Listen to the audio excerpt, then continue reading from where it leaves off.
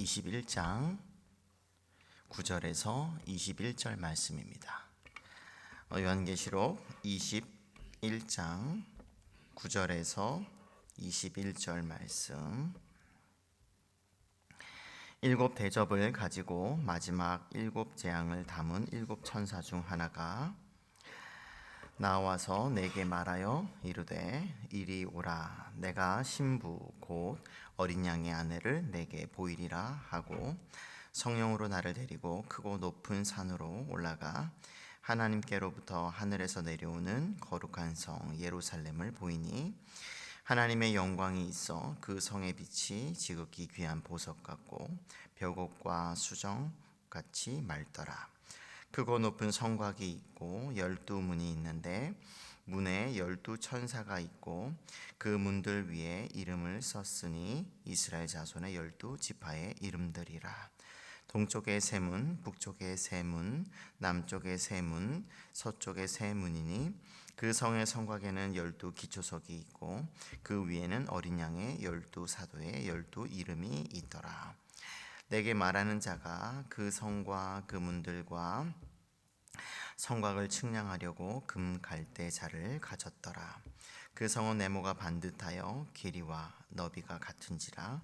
그 갈대자로 그 성을 측량하니 12,000 스타디오니오 길이와 너비와 높이가 같더라. 그 성곽을 측량함에 144 규빗이니 사람의 측량 곧 천사의 측량이라. 그 성곽은 벽옥으로 쌓였고 그 성은 정금인데 맑은 유리 같더라.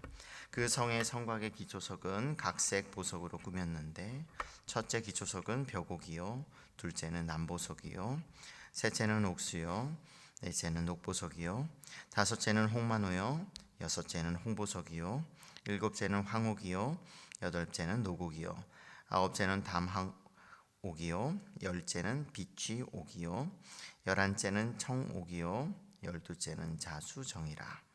그 12문은 12진주니 각 문마다 각 한 개의 진주로 되어 있고 성의 길은 맑은 유리 같은 정금이더라. 아멘. 요한계시록 21장 오늘 말씀해 보게 되면 예루살렘, 특별히 하늘로부터 내려오는 새 예루살렘이 이렇게 나오고 있는 것을 보게 됩니다. 1절에서 이제 8절부터 계속해서 이 예루살렘이 어떤 모습인지 이렇게 또 새하늘과 새 땅과 관련해서 우리에게 주어지고 있는데 천사가 우리에게 알려주고 있죠. 이 성에 관해서 보여주는데 그 모습이 어떠한지 또 그 길이는 넓이는 높이는 어떠한지 또 어떤 재료들로 구성되어 있는지 이와 같은 또 말씀들이 구체적으로 주어지고 있습니다.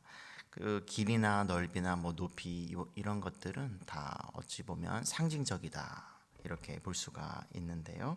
조금 더 자세히 살펴보게 되면 먼저 2절에 나오는 거룩한 성 새 예루살렘이 하늘에서 내려왔다라고 하면서 설명하기를 그 준비한 것이 신부가 남편을 위하여 단장한 것 같더라. 그래서 신부가 남편을 위하여 단장한 것 같더라라고 이렇게 설명이 주어지고 있죠. 그러니까 예루살렘 성을 보여준다고 하면서 그 모습을 이제 설명하는 가운데 갑자기 이제 신부라고 하는 그런 이미지를 우리에게 보여주고 있습니다. 10절에도 보면 이 거룩한 성 예루살렘을 이제 요한이 높은 산에서 이제 보게 되는데 그런데 이 성의 정체와 관련해서 조금 더 이렇게 설명을 하고 있는 것이죠. 신부 곧 어린 양의 아내를 내게 보이리라.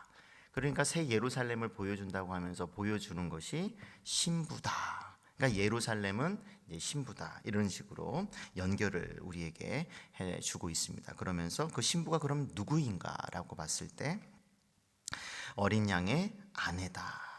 특별히 이제 어린 양이라고 하는 것은 이제 우리가 잘 알다시피 예수 그리스도와 이제 그 관련해서 요한계시록은 특별히 예수님이라는 어떤 그런 표현들보다는 구체적인 이름이 아니라 이 어린 양 이라고 이렇게 많이 이렇게 불려지고 있죠. 의도적이라고 할 수가 있습니다. 특별히 이 어린 양 19장 7절에도 보게 되면 이제 어린 양의 아내라고 하면서 이제 교회 공동체를 상징하는 이 신부로 표현이 나오고 있는데, 이 어린 양이 가지고 있는 그 의미는 속죄라는 의미가 있죠.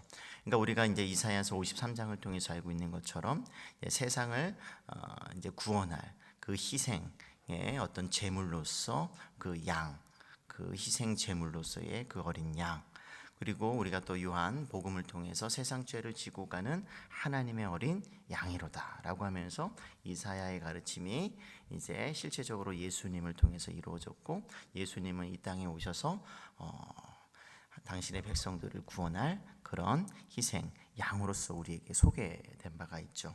또 그 요한이 또 우리에게 요한계시록을 통해서 계속해서 예수님에 대한 그런 이미지를 이와 같은 어린 양으로 소개하고 있는 것은 우연이 아니라고 할 수가 있을 것입니다. 그러니까 예수님의 그 희생을 계속해서 강조하고 있는 것이죠.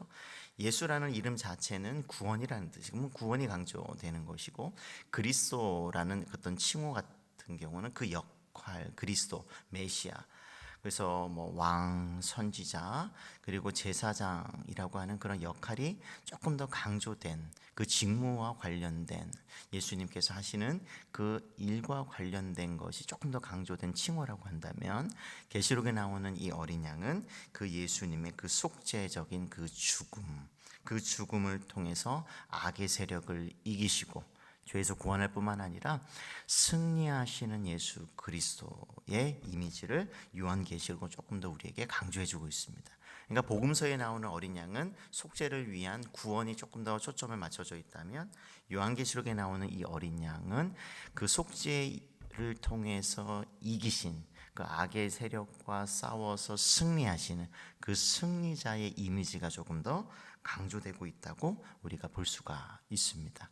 우리가 흔히 오해하기 쉬운 것은 이 어린 양이다, 희생양이다, 죄를 짊어고 가신다, 억울하고 아무리 힘들고 그런 핍박과 그런 모욕을 당하더라도 끝까지 하나님의 뜻에 순종하시는 예수 그리스도의 모습을 우리에게 보여줄 뿐만 아니라, 실제적으로 그 어린 양은 그 희생을 통해서 승리하시기 때문에 그 이기는 방식이 조금 더 연약함, 이 요한계시록에서 강조되는 것이 아니라 강력함, 그 영향력, 그 강함을 우리에게 보여준다고 할 수가 있습니다. 이게 어찌 보면 기독교의 역설이라고 할 수가 있는데요, 기독교는 어떤 폭력과 어떤 강한 힘을 통해서 이기는 그런 것이 성경에 기록된 것이 아니라 오히려 약함, 연약함, 어찌 보면 참 어떻게 저렇게 저런 부드러움이, 온유함이 어떻게 이길 수 있을까? 전혀 세상과는 방식으로 이기는 것을 우리들에게 보여주고 있거든요. 근데 그런 승리자의 모델이 바로 예수 그리스도이시죠. 희생을 통해서, 본인의 헌신을 통해서 어떤 뜻을, 하나님의 어떤 그런 의도적인 어떤 계획을 이루실 뿐만 아니라, 그리고 연약해 보이는 거, 다 죽어가는 것 같은데, 아무런 영향력이 없는 것 같은데, 그럼에도 불구하고 지금까지 그 예수 그리스도의 그 희생을 통한 영향력이 지금까지 전 세계에 만연해 있는 어떤 그런 모습들, 어찌 보면 이것이 우리들의 또 교회의 모습이라고 할 수 있을 것입니다. 그래서 사도 바울의 고백이 여기서도 통한다고 할 수가 있을 것이죠. 우리가 약할 때, 연약해 보일 때 그것이 실제적으로 연약한 것이 아니라 오히려 하나님의 강력함을 경험할 수 있는 통로이고, 실제적으로 그와 같은 그런 강함을 우리가 가지고 살아갈 수 있는 그런 것이다 라고 하는 것을, 우리의 참된 신앙의 모습을 보여주는 것이죠. 그래서 이 세상에서는 우리 기독교가 가만히 살펴보면 다른 것들보다, 또 세상 안에서 보면 영향력이 없는 것 같고, 또 숫자적으로도 그렇게 많지 않거든요. 굉장히 적거든요. 작아 보이고, 그리고 또 매스컴이나 또 주변의 사람들을 통해서 참 때로는 모욕을 받고 비난도 받으면서 이렇게 살아가면서, 또 실제적으로 우리의 삶을 들여다보면 참 자랑할 것도 없고 내세울 것도 없는 것 같은데, 오히려 죄인 공동체인 것 같은데 그 공동체가 실제적으로는 굉장히 강력한 영향력이 있는 그런 공동체임을 우리는 이 말씀을 통해서, 또 특별히 오늘 말씀을 통해서 우리의 실제적인 그 모습을 우리가 발견할 수가 있는 것이죠. 이것이 기독교의 아이러니고 이게 역설이다라고 할 수가 있을 것입니다. 조금 더 말씀을 보게 되면 먼저 이제 9절에서 10절의 말씀을 통해서 새 예루살렘이 하늘로부터 내려오는 모습을 요한이 보게 됩니다. 그래서 이 새 예루살렘이 이제 10절에서 이제 우리가 볼 수 있는 것처럼 하늘로부터 내려온다. 그리고 이것은 신부이고 어린 양의 신부. 그러니까 뭐냐면 어린 양의 신부라고 하는 것은 이제 교회 공동체를 상징하는 그런 모습이겠죠. 9절과 10절을 통해서 여기서 출발 자체가, 교회의 출발 자체가 하늘이라고 하는 것, 특별히 하나님께로부터라고 하는 것을 10절을 통해서 우리가 보여주고 있습니다. 그러니까 교회 공동체는 이 땅에서 태어나는 것이 아니라 하늘로부터 주어지는 것이다. 그래서 어떤 선행이나 어떤 그런 것을 통해서 인간의 노력으로부터 출발하는 것이 아니라 하나님께로부터, 하늘로부터 우리에게 주어지는 것이다. 이것은 이제 요한복음 이제 3장을 통해서 우리가 잘 알 수 있었던 것이죠. 그래서 이렇게 우리가 구원받는 것은 하늘로부터 우리에게 주어진다. 그래서 출발 자체가 하늘이라고 하는 것을 우리에게 보여주고 있고요. 그 다음에 이제 11절부터 보게 되면 그 모습이 어떠한가, 굉장히 아름답다는 것을 알 수가 있습니다. 하나님의 영광이 있어라고 하는 것이죠. 그러니까 이 구약이든 그 구약의 성막과 성전을 보게 되면 항상 준공 다 완성하고 나서는 하나님의 영광이 임재하게 됩니다. 그러므로 인해서 이제는 하나님께서 그곳을 승인하시게 되고 임재하시게 되고, 그 임재, 내려오신다는 것 자체는 이제 통치하는 어떤 그런 모습, 그곳에서 이제 백성들과 만나는 걸 어떤 그런 장소일 뿐만 아니라 죄를 용서함 받고 하나님의 통치가 이루어지는 그런 통치의 어떤 장소라고 하는 것을 우리가 알 수가 있는데, 여기도 하나님의 영광이 그 성에 가득 차 있다 라고 하는 것을 우리에게 보여주면서 그 성이 얼마나 아름다운지 이렇게 설명합니다. 그 성의 빛이 지극히 귀한 보석 같고 벽옥과 수정같이 맑더라. 굉장히 빛이 하나님의 영광으로 가득 차니 그곳이 보석같이 귀하게 빛나고 있는 모습을 보게 됩니다. 근데 이게 어디라고요? 신부이고 교회 공동체를 상징하는 신부다. 그러니까 하나님의 백성들, 예수 그리스도의 어떤 그런 혼인 잔치에 참여, 예수 그리스도와 이제 그 신부, 예수 그리스도를 신랑으로 맞이한 신부들의 모습이라고 하는 것이죠. 그러니까 요한계시록의 마지막에 가서는 이 땅 가운데 정말 피 튀기는 그런 영적인 전쟁 가운데 있는 그런 모습이 이제는 다 지나가고 이제 더 온전해진 그 영광스러운, 근데 이 영광스러움이 인간 그리고 하나님의 백성들에게서 출발하는 것이 아니라 하나님의 영광에 힘입어서 빛나고 있는 모습을 보게 되죠. 그러니까 출발도, 구원받는 것도, 속죄도 다 하나님께로부터 시작이 되었고, 이런 영광스러운 모습을 가지게 된 것도 하나님의 영광에 힘입은 것이다, 비롯된 것이다. 그것을 우리에게 보여주고 있는 것이죠. 그러면서 또 15절과 17절에 보게 되면 그 규모가 어떠한지 이렇게 보게 되는데요. 그래서 그 성곽과 측량을, 이제 문들과 성곽을 측량하려고 금 갈대자를 이제 가진 그 전사가 있어서 그 규모를 측량하니 16절에 이렇게 나옵니다. 그 성은 네모가 반듯하여 길이와 너비가 같은지라. 그 갈대자로 그 성을 측량하니 12,000 스타디온이요 길이와 너비와 높이가 같더라.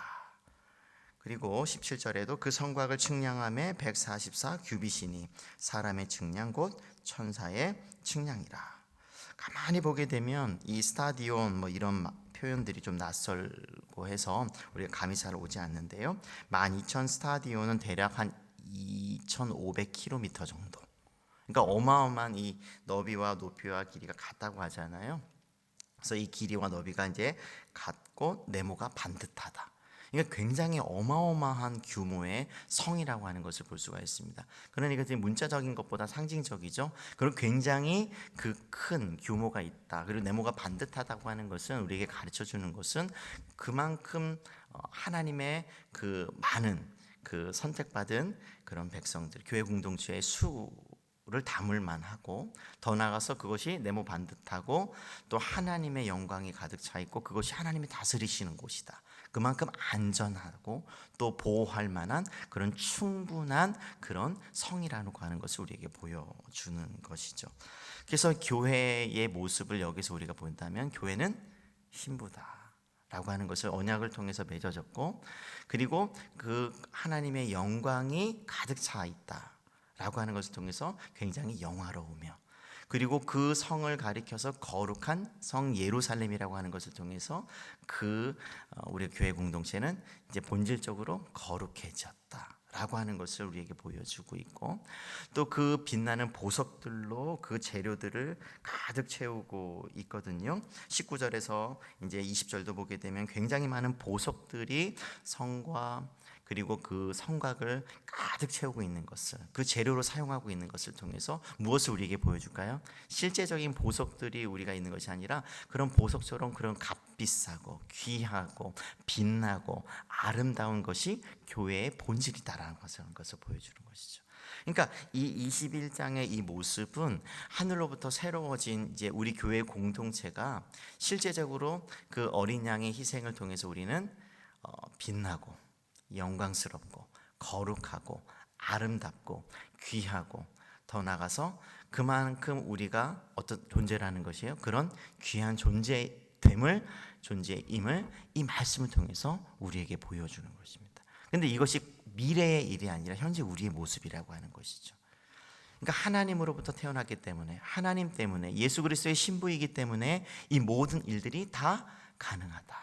그래서 우리가 교회로 산다는 것은 우리의 실제적으로 우리가 보이는 것이 다 보이는 것이 아니라 하나님께서 우리를 어느 관점에서 보고 계시는가라고 하는 것을 이런 말씀을 통해서, 이런 다양한 보석과 또 이런 환상과 이런 귀한 어떤 측량과 규모와 재료와 이런 것을 통해서 우리에게 보여주고 있다고 볼 수가 있을 것입니다. 그래서 실제적으로 우리가 생각하는 것처럼 우리가 약하고 보잘것없고 그런 존재만이 다가 아니라, 약함 속에서 우리는 얼마나 강력하고 또 위대하며, 또 하나님께서 우리에게 주어지는 그런 모습들을 생각하는 것들을 보게 되면 얼마나 아름답고 귀하고 존귀한 어떤 그런 존재인지 이 말씀을 통해서 우리가 깨달아야 할 것입니다. 그래서 옆에 있는 분들을 가만히 보게 되면 참 우리가 그렇게 빛나 보이지 않아도 실제적으로 빛나는 존재이고 귀한 존재이고, 그렇게 우리가 어떻게 거룩해라고 할지라도 하나님께서는 우리를 본질적으로 거룩하다고 얘기하시고, 또 그 규모에 있어서 정말 이게 많은 숫자가 아닌 것처럼 보이지만 우리가 알 수 없는 많은 수, 하나님께서 선택하고 예정하신 사람들의 수가 있고, 그리고 그 출발은 이 땅에서가 아니라 하늘이고 우리가 또 돌아가야 할 곳이 있다고 하는 것을 우리는 21장을 통해서 우리가 깨달아 알 수 있는 것입니다.